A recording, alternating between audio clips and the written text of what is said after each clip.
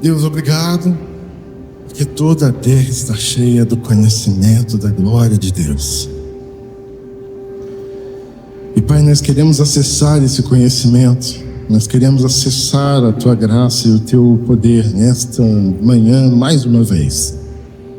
Agora, Senhor, usa esse pobre homem que está falando aqui, meu Pai, não para dizer palavras, mas para anunciar a Tua mensagem aos Teus filhos, Pai. Que o Teu Espírito Santo possa ter misericórdia da minha vida, meu Pai, mas que esta palavra lida e falada e entoada possa entrar na divisão da alma e do Espírito e gerar confronto, e gerar transformação, e gerar mudança, e gerar incômodo, e gerar potência, e gerar um novo ser, uma nova criatura, numa nova perspectiva, não terrena e limitada, mas celestial e eterna, Pai. Ajude-nos, Pai, a não limitar o Deus que eu sirvo. Ajude-nos a não te limitar, a não limitar o Teu poder a partir de mim, em mim e apesar de mim. Assim te pedimos, em nome de Jesus. Amém. Glória a Deus. Amados, você já se sentiu realizado? Já se sentiu realizado? Algo que você fez, não que fizeram em você, não que fizeram por você, mas que você tenha feito. Você já se sentiu realizado, efetivamente realizado? Eu tenho vivido alguns dias muito diferentes, principalmente de julho para cá. Algumas coisas muito interessantes já têm me acontecido e eu me senti muito realizado por poder ter vivido algumas coisas. Ontem mesmo foi uma delas. Foi a primeira vez que eu fiz um casamento. O primeiro casamento eu fiz ontem. Na verdade, tem sido uma semana muito casamenteira. Semana passada eu fiz o meu primeiro casamento civil. E ontem fiz, de fato, um casamento religioso. E foi muito legal ver aquilo acontecendo e poder fazer aquilo, ter a oportunidade de fazer aquilo, me deu esse gosto de: caramba, eu consegui, eu sou capaz de fazer isso. E essa semana particularmente, não pelo casamento, mas também no trabalho e também em outras coisas que o Senhor tem me permitido fazer. E o Senhor está começando a permitir eu trabalhar para mim mesmo, uma coisa que é bem nova para mim. E essas coisas têm me gerado uma realização e um senso de realização. Então, particularmente essa semana, algumas vezes nessa semana, eu pude falar: caramba, eu consegui fazer isso. Você já falou isso para você? Você já teve esse senso de realização? Eu não estou falando de uma realização espiritual, estou falando de uma realização sua. Caramba, eu consegui fazer isso. E permita-me te orientar, porque eu sei que essa sua mente, cabecinha, ansiosa, de grandes coisas, está pensando em grandes coisas. Não, porque teve pequenas coisas essa semana que eu fiz e, caramba, eu fiz isso. Há 2 semanas atrás eu fiz uma das coisas, Rafa, que para mim era uma coisa incomensurável. Eu acho que é até maior do que essas que eu acabei de falar. Eu arrumei o meu escritório. Não entendi o uau, não. Mas sim, eu entendi, porque até para mim, quando eu terminei de arrumar tudinho e ficou tudo direitinho, eu chamei até minha esposa e a gente, uau, eu fiz isso. O senso de realização, então, eles não são de grandes coisas, eles são de feitos. Lembrando que feito é melhor que perfeito. Então, o que é que você tem realizado? E você tem tido prazer no que você tem feito? Eu estou aprendendo a estar cada dia mais satisfeito em Ti. Você acabou de falar isso. E se você tem falado isso para Deus, significa que o que você tem feito tem que ser suficiente para glorificar a Ele. Porque as suas realizações, esse senso de realização, ele só é pleno quando você faz para Deus. Porque aí você, uau, eu consegui fazer isso, não para mim, para a glória dele. E aí, se identificou? Se você se identificou e está tudo certo, a mensagem termina aqui. Glória a Deus, obrigado, até semana que vem. Mas se você não se identificou, eu acho que tem algumas coisas a mais para a gente falar. Porque apesar de ter te falado tudo isso que eu te falei, nessa mesma semana, 6h34, 6h17 da manhã de quarta-feira, eu estava sentado no meu escritório, lá na porta, na minha mesa, falando para mim mesmo, eu sou um merda. Eu não consigo fazer nada direito. Eu não consigo, eu não faço, eu não sou. Esse mesmo cara que está falando esse monte de coisa, quarta-feira, 6h17, estava falando exatamente isso para si. Eu não consigo, eu não posso, eu não vou conseguir, não vai dar certo. Aí eu descobri que tem uma palavra, uma expressão para esse tipo de coisa, sabia, Gi? Crenças limitantes. Inclusive isso é bíblico. Crença limitante é uma característica dada pela psicologia para coisas que você acredita que limitam o seu próprio potencial. Ou seja, você até conseguiria, mas você de tanto falar para você mesmo que não consegue, você determina aquilo para si, é uma crença limitante, e de tanto você falar que não consegue, você acaba provando para você mesmo a sua incompetência. Sabe por quê? Porque você não faz. E como você não faz, você... tá vendo? Eu falei que não ia conseguir fazer. Eu não fiz, aí por isso eu não consigo fazer. Eu não fiz, por isso eu não sou incompetente. Isso é uma crença limitante. Mas isso é bíblico. Juízes, capítulo 6, versículo 15, tem a primeira menção a uma crença limitante. Abriu aí? Juízes, capítulo 6, versículo 15. E ele lhe disse: ai, Senhor meu, como que livrarei Israel? Eis que a minha família é a mais pobre em Manassés, e eu o menor na casa do meu pai. Você já se falou isso? Senhor, eu não consigo porque eu sou pobre, eu sou feio, eu sou preto, eu sou gordo. Não, preto e gordo talvez você não seja, mas eu não consigo, eu sou velho, não, eu sou novo demais, eu sou experiente demais, não, porque já passou o meu tempo, não, é porque eu sou novo demais, então eu não sei, não, na verdade é porque eu nunca fiz isso, na verdade eu sou o mais novo da minha família, não, na verdade eu sou o mais velho, não, na verdade é porque eu sou mulher, não, é porque eu sou homem.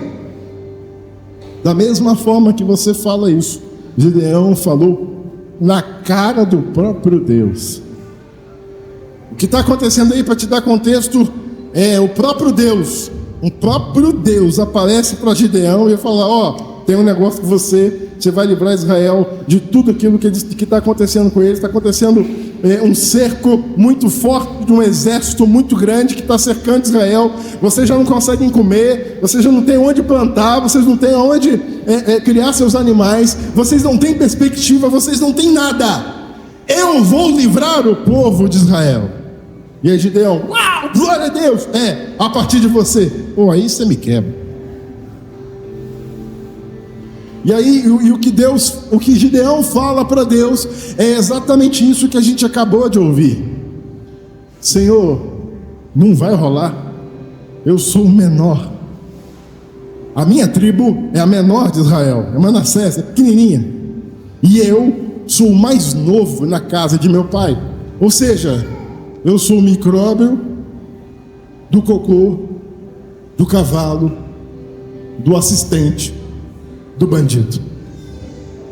Eu sou um bosta. Crença limitante. Em geral, nós somos limitados ao que vimos do que somos capazes de fazer. Ou seja, como você... Olha só, olha como é que não faz sentido quando eu conto para você, mas você acredita nessa baboseira que você mesmo fala para você mesmo.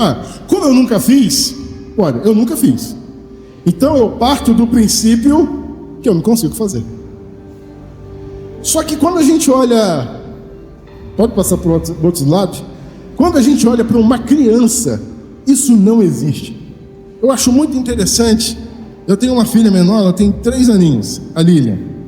Eu sei, ela não fala com você e fica tranquilo, ela não vai falar com você. A Lilian é diferenciada. Mas em casa ela tem um comportamento que me ensina muito.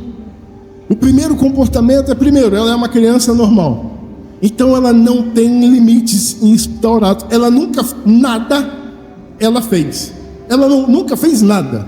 Tudo que ela faz é pela primeira vez. Então qual que é o limite? Qual que é a limitação que ela tem? Ela não sabe. Então o que ela faz? Já desse a gente bateu um desespero. A gente tem um sofá grande lá. Normal, né? Criança subir no sofá e pular no carpete. Mas ela achou interessante subir no encosto do sofá e pular no carpete. E ela viu que ela consegue. Aí ela começou a subir no braço do sofá e pular no próprio sofá. Show de bola. Ela viu que ela meio que pula. E aí ela se perguntou, e se eu subir no encosto? Aí ela começou a subir no encosto e escorregar. Aí que bateu o desespero, que ela viu que conseguia. Então ela subiu no encosto e resolveu pular em cima do sofá. E aí ela viu que ela conseguia. Aí ela subiu em cima do encosto do sofá e pulou no tapete. A mãe meio que deu uma desesperada. O pai também, mas ela conseguiu fazer.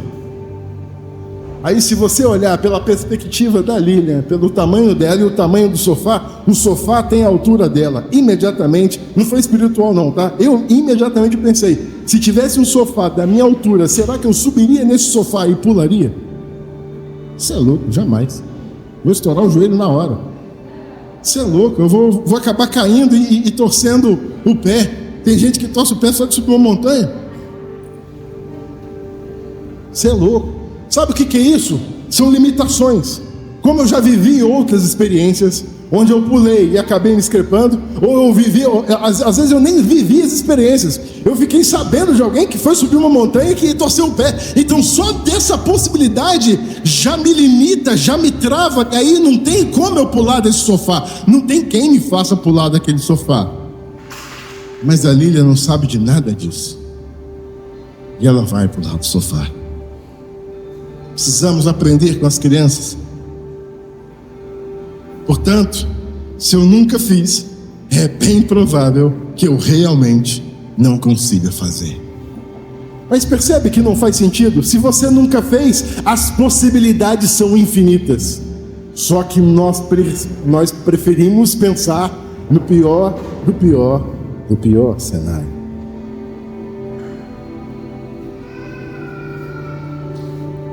E aí tem alguns que não se limitam, que rompem.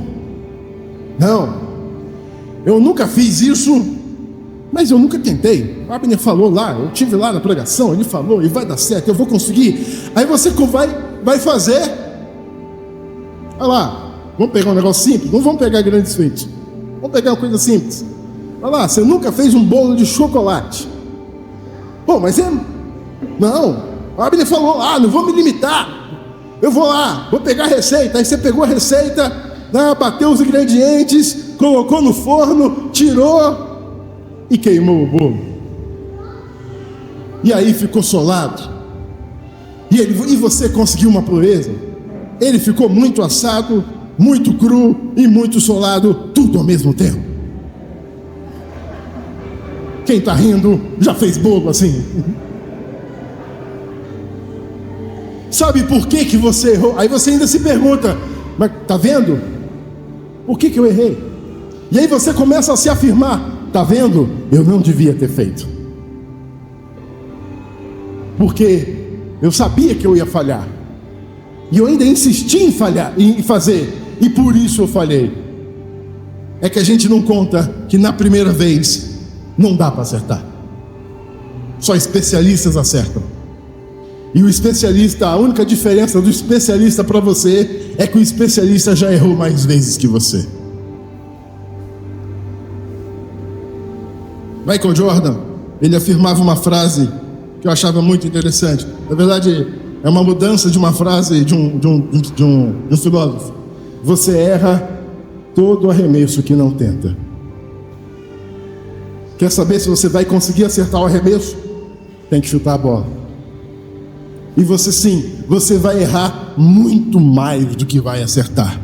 Mas toda vez que você acertar, uau, olha o que eu consegui fazer.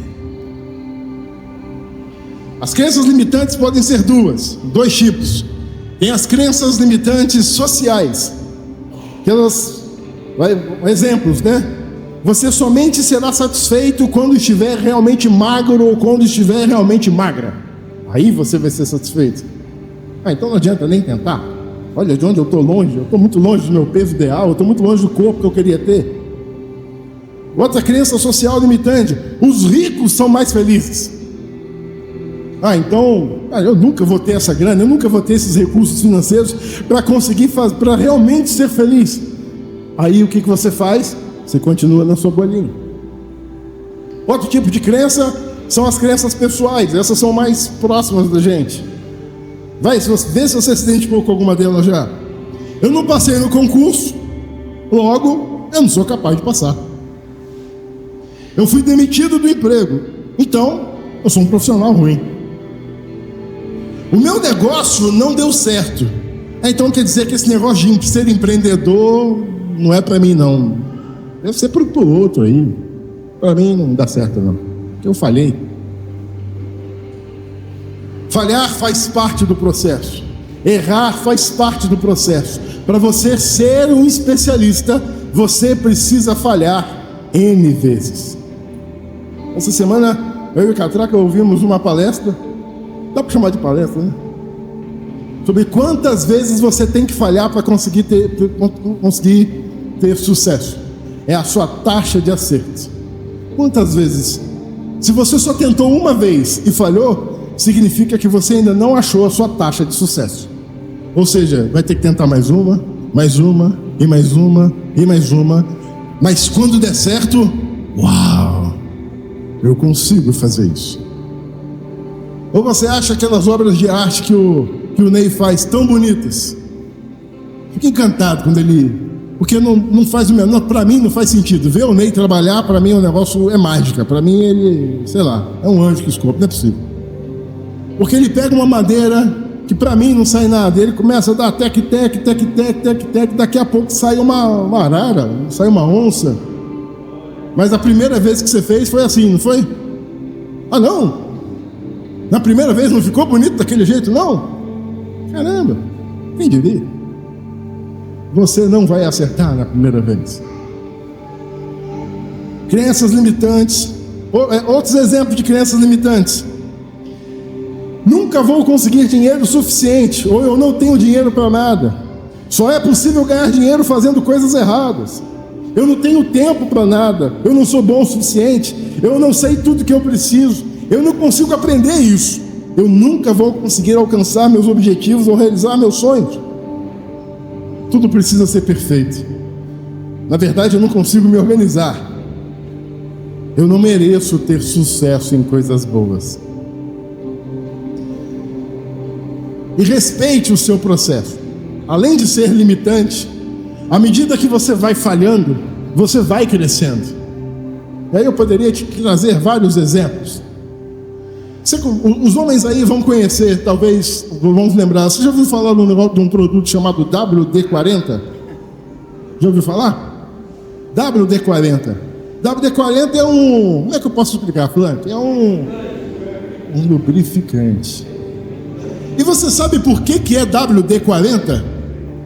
Porque houve 39 falhas antes de chegar ao WD-40. E tem vários outros exemplos. Thomas Jefferson, o inventor da lâmpada incandescente, descobriu, ele fala, olha, foram 99 invenções antes de chegar na lâmpada incandescente. Caramba, você falhou 99 vezes, Thomas Jefferson? E aí Thomas Jefferson responde, não, eu descobri 99 formas de não fazer a lâmpada. Crenças limitantes. O que tem te limitado? Talvez o que tenha te limitado é o medo. E aí os gatilhos de medo. Porque se uma coisa nós ganhamos das crianças, é na quantidade de medo que a gente tem. não sei se você sabe, mas a psicologia vai falar que o seu filho ou sua filha, quando nasceu, ela só nasceu com 2 medos: o medo de barulho alto e o medo de cair. São os 2 medos que você nasce com ele, são de autoproteção. Todos os outros medos você adquiriu conforme você foi evoluindo. Medo de lugar alto, medo de escuro, medo de gente, medo do medo, medo de aranha, medo de barata, medo de, sei lá, palhaço, medo de filme de terror, medo de carro em movimento, sei lá, medo de dirigir, medo de caminhar, medo de correr, medo de fazer academia. Eu acho que eu tenho esse medo, mas eu estou vencendo ele em nome de Jesus. Um parênteses aqui, eu tenho uma péssima notícia para te dar. Um parênteses, tá? Eu comprovei, Rafa, infelizmente, tá? Infelizmente, fazer atividades físicas regularmente faz você ficar melhor. Eu tenho uma péssima notícia para te dar. Se você não está fazendo atividade física, eu não tenho por muito tempo tentando meditação, não. A atividade física faz muita diferença para você, inclusive no que a gente está mencionando hoje, nas suas limitações. Gatilhos de medo, gatilhos de impossibilidade, gatilho de escassez. Não posso fazer ou não tenho condição de fazer, isso gera um medo em você. Iminência de um problema, não, se eu fizer isso, algo muito ruim vai acontecer. A Bíblia, ela deixa muito claro que você vai sentir medo, não é uma impossibilidade. Ao contrário, é muito possível. Lá em Salmo capítulo 56, versículo 3, nos mostra que nós vamos sentir medo. Davi, o rei Davi, um dos 4, existem 4 grandes alianças que são feitas no Velho Testamento. Sabe quais são elas? Vai lá pesquisar, só vou te falar dos 2 primeiros. Vou te falar as 3, vou te dar as lamúrias, vou te falar das 4, vou falar 3. A primeira é feita com Noé, o arco-íris. A segunda é feita com Abraão, serei pai de multidões. A terceira é feita com Davi, falando que ele seria o rei, a família dele sempre estaria no trono. Mas tem uma quarta, aí você pesquisa lá qual que é. Davi, esse próprio Davi que tem uma aliança com Deus, ele vai falar o seguinte no Salmo capítulo 56, versículo 3: quando eu estiver com medo, confiarei em ti. Ele não está falando, eu confio em Deus e não tenho medo. Não, ele está falando, quando eu estiver com medo, eu recorro à confiança em Deus. E o que é o medo? Vamos explorar isso? Já que a gente sente, já que isso limita a gente, vamos entender o que é o medo? Para a gente entender o que é o medo, a gente vai ter que ir para o sentimento oposto. Qual que é o oposto do medo? A coragem? Não. A coragem não é o oposto do medo. Sabia dessa, Moisés? Sabia? A gente falou na porta. É mesmo. Para a gente entender o que é o medo, a gente vai ter que ir lá para 1 João, capítulo 4, versículo 8. Para a gente entender o que é o medo, a gente vai primeiro precisar entender o oposto. E o oposto do medo é João 4,8. 1 João 4,8. Quem não ama não conhece a Deus, porque Deus é amor. Qual que é o contrário do medo? O amor.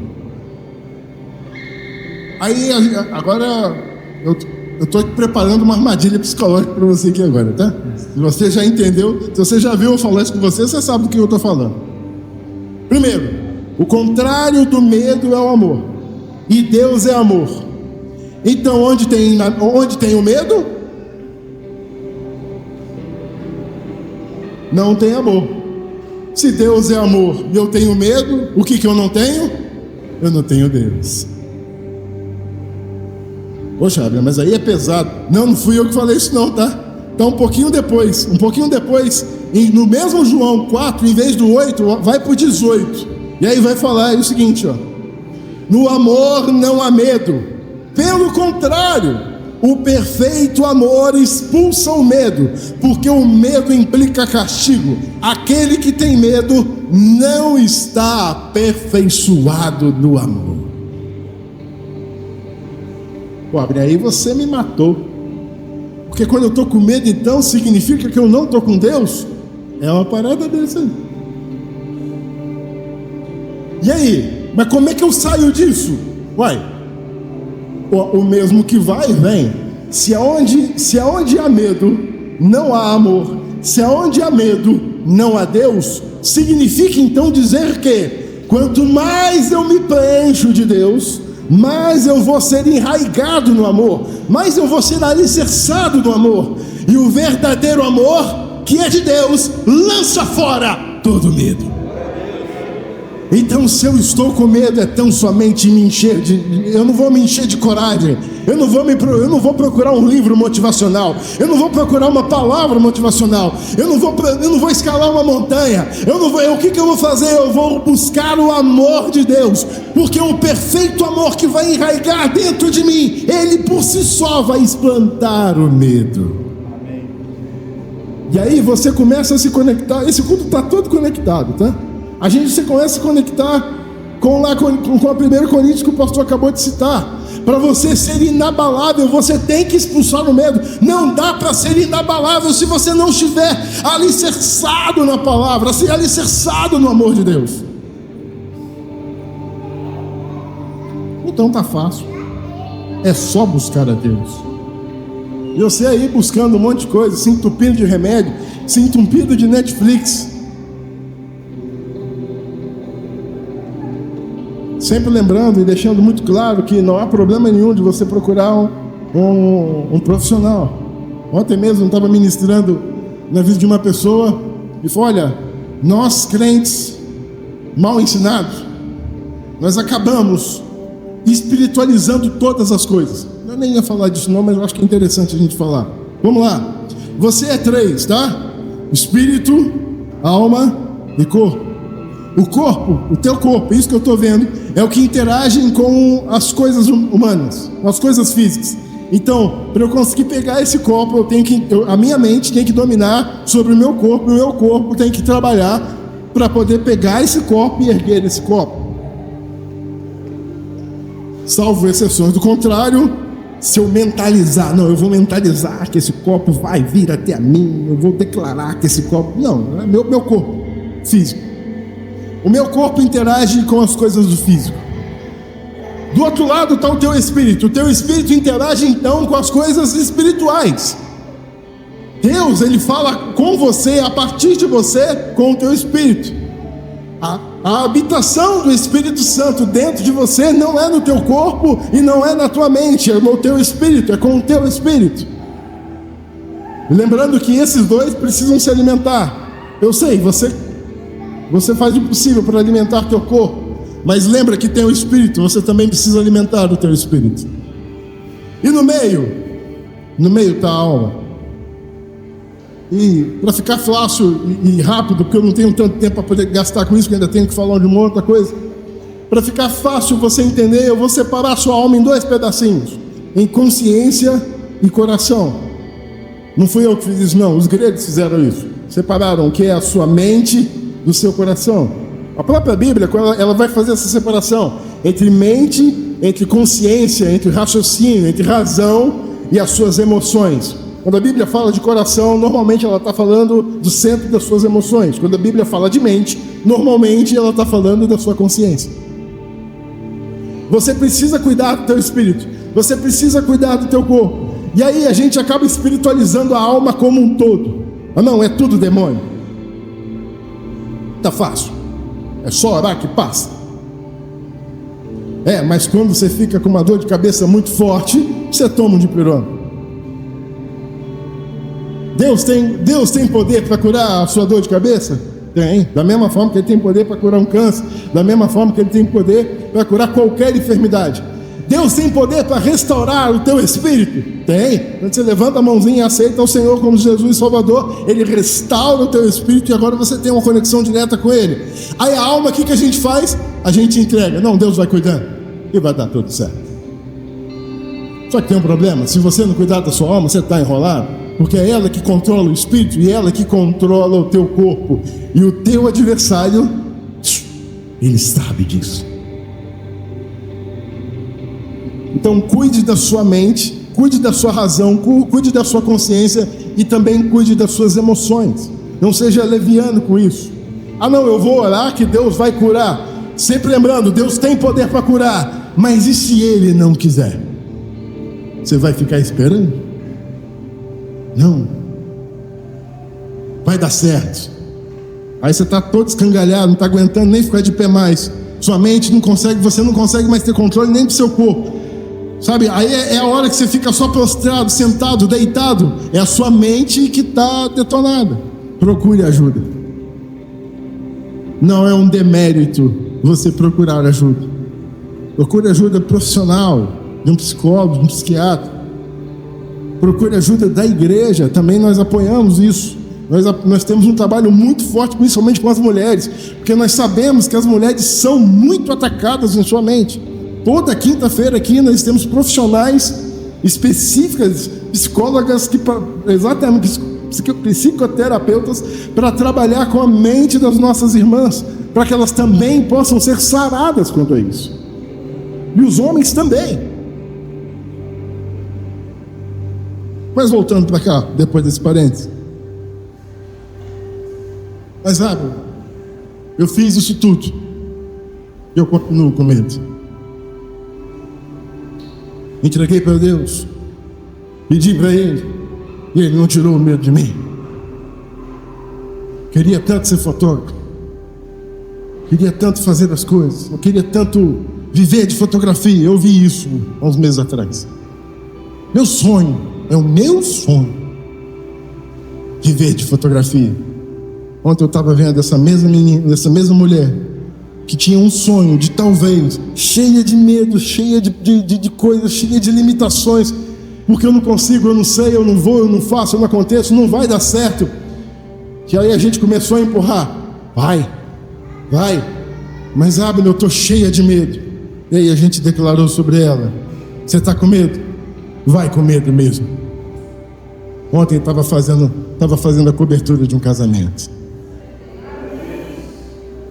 Você está com medo? Vai com medo mesmo.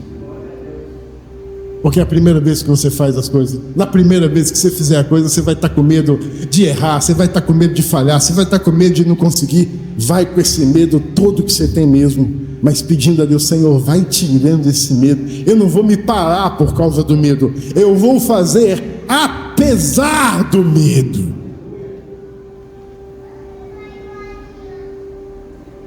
Apesar do medo. E aí tem mais um ponto, o último ponto que eu quero mencionar com você, porque o título dessa mensagem não é tirando as suas crenças limitantes, não. O título dessa mensagem é: não limite o poder de Deus.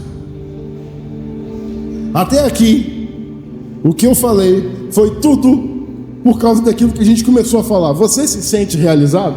Aquela primeira pergunta que eu fiz. E aí eu vi que você ficou meio balançado, talvez você não se sentisse realizado. E aí eu falei sobre as crenças limitantes e sobre o medo. Só que a gente faz algo ainda pior do que limitar a nós mesmos, reduzir a nós ou ter medo. A gente faz algo, na minha opinião, muito pior. A gente limita o próprio Deus. Somos muito bons em limitar a capacidade de Deus. Que é isso? Deus me livre. Não. Deus tudo pode. Deus tudo faz. Deus é o Deus do impossível. Não é? Tem música, tem várias músicas disso. Eu sou crente há alguns dias. Estou começando agora. Mas eu conheço, acho que só de cabeça, que eu já tenha tocado, executado, pelo menos 80 músicas que falam sobre o Deus do impossível. Uma das mais antigas: o meu Deus é o Deus do impossível. Aline Barros cantava lá em 92. Eu sou crente há alguns dias. Não, quer dizer, meus pais cantavam, né? Eu não sou dessa época, não. E a gente canta isso, não canta? Tudo posso naquele que me fortalece.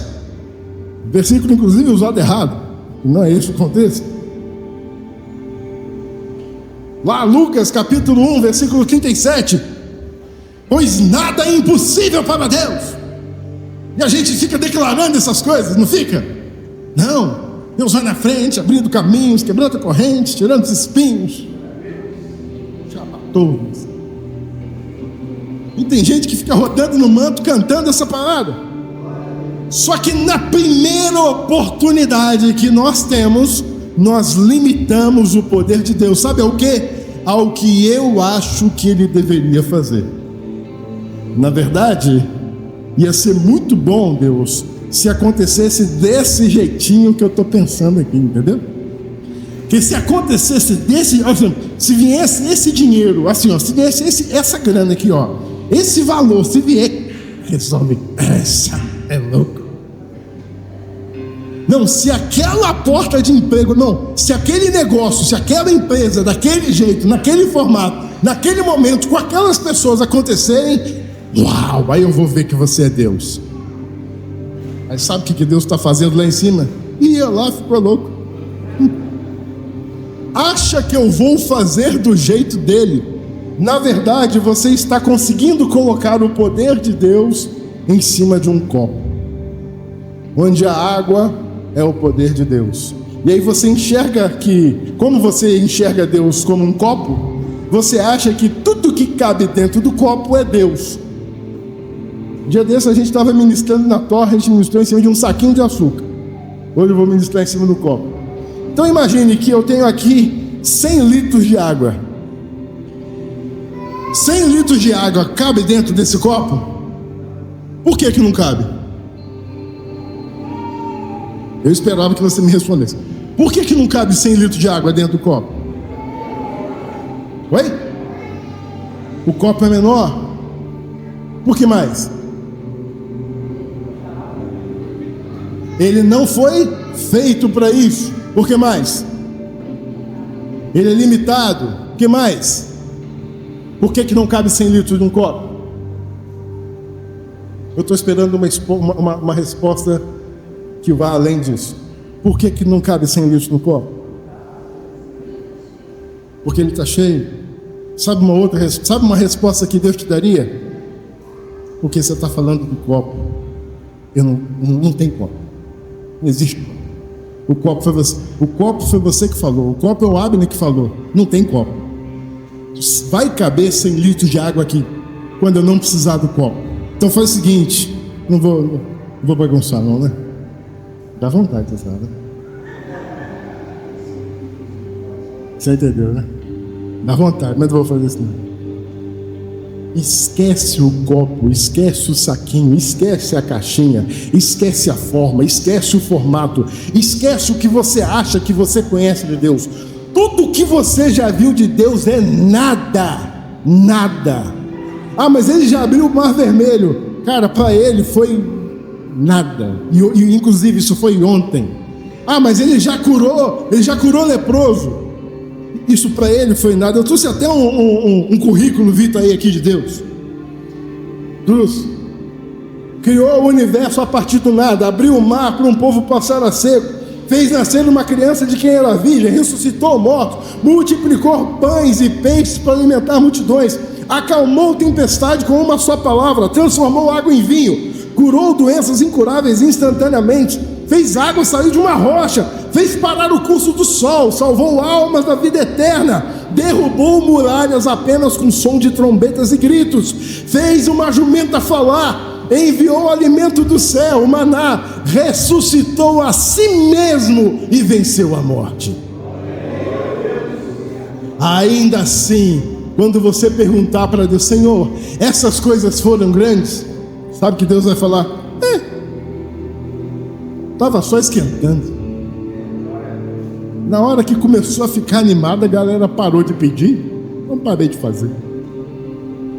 você não tem direito de limitar o poder de Deus. Você não tem direito de colocar Deus num formato de um copo. Sabe qual é o formato de Deus? O formato que Ele quiser. Sabe qual o tamanho de Deus? O tamanho que Ele quiser. Sabe qual o limite do poder de Deus? O limite que Ele quiser. Não há limite para o poder de Deus. Deus não é limitado. Deus não se limita ao que a gente faz. Deus não cabe aonde nós tentamos colocá-lo. Então, vai a dica para você. Sim, respeite as suas limitações. Você é limitado. Tem coisa que realmente você não consegue fazer. Tem coisa que sabe por quê? Tem coisas que você vai precisar de mim. E tem coisas que eu não consigo fazer. Tem coisas que eu vou precisar do Rafa. E o Rafa não vai conseguir fazer, ele vai precisar do Neidão. Nós somos limitados. E a nossa limitação, ela é exatamente no formato do encaixe do próximo. Eu sou ilimitado quando todos nós estamos juntos. Mas sim, eu sou limitado. Então respeite as suas limitações, mas pelo amor de Deus, respeite a ilimitação do poder de Deus. Ele pode fazer muito mais do que pedimos, do que pensamos ou imaginamos, segundo o poder que de Deus em nós opera. Sim, para Deus nada é impossível. Feche seus olhos, curva sua cabeça e não se distraia.